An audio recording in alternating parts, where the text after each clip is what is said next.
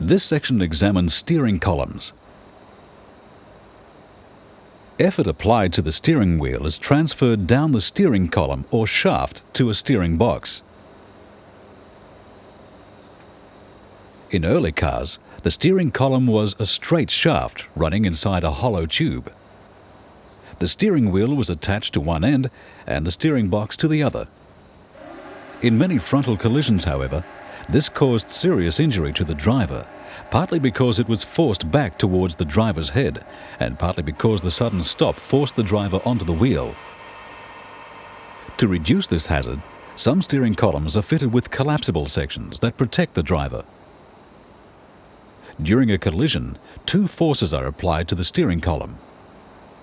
The first is the force of the steering box being forced back towards the steering column and towards the driver. Plastic shear pins allow the lower shaft to move over the upper shaft. The second force is the mass of the driver striking the steering wheel.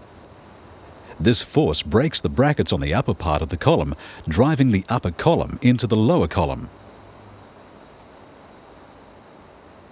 The steering column is connected to the input shaft of the steering gear by a flexible joint. This allows for alignment and reduces the transmission of road shocks back to the driver.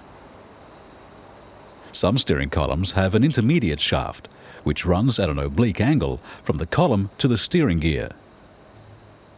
In a collision, the universal joints on the shaft allow it to fold under, preventing the force from impact being transferred directly to the column. The steering column may also include switches for lights, indicators, wipers, and an ignition switch and lock assembly.